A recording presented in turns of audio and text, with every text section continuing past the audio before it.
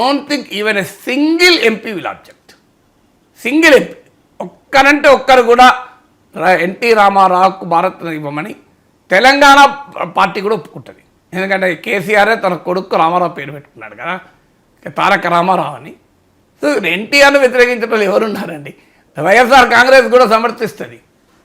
కానీ మరి ఏంటి అభ్యంతరం? నిజంగానే చంద్రబాబు నాయుడికి కమిట్మెంట్ ఉంటే భారతరత్న ఎందుకు రాదు? అందరికీ తెలుసు భారతరత్న అంటూ ఇస్తే ఎవరు తీసుకోవాలి? లక్ష్మీ పార్వతి.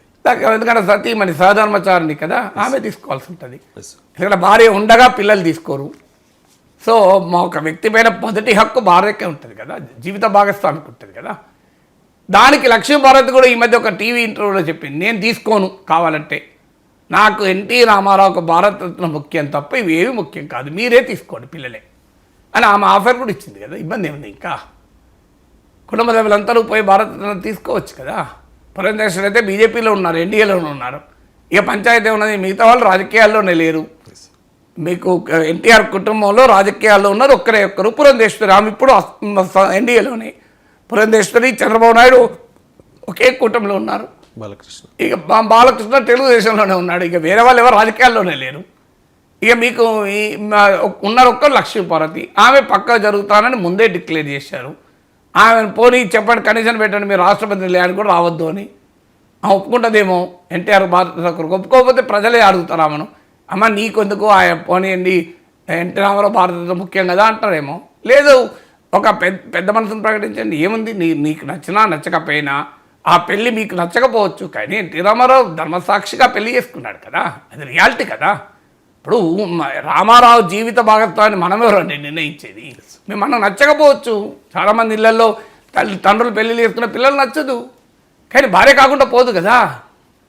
జీవితంలో ధర్మ సాక్షిగా పెళ్లి చేసుకున్న తర్వాత భార్య కదా.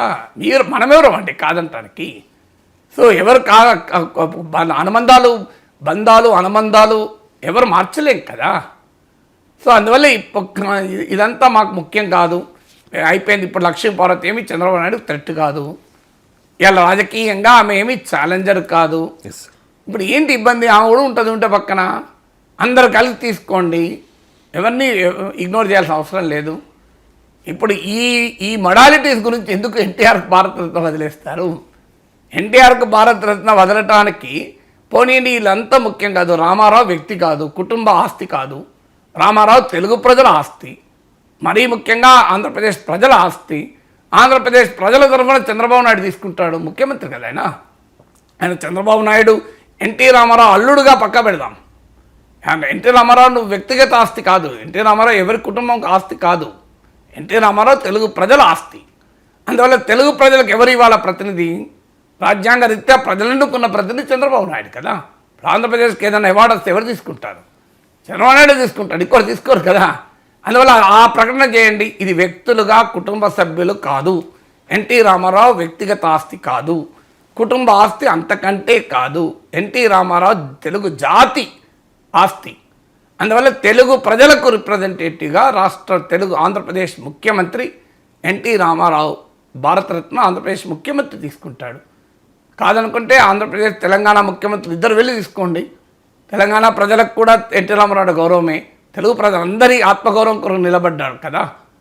సో అందువల్ల ఈ రెండు తెలుగు రాష్ట్రాల ముఖ్యమంత్రులు వెళ్ళి భారతరత్న తీసుకోండి. రేవంత్ రెడ్డి కూడా ఎన్టీ రామారావు అభిమానించే వ్యక్తే కదా. సో ఇక పంచాయతీ ఎక్కడదండి, పరిష్కారం ఉంది కదా. ఇంకా చంద్రబాబు నాయుడు కృషి చేస్తారు అంటే ఎందుకు?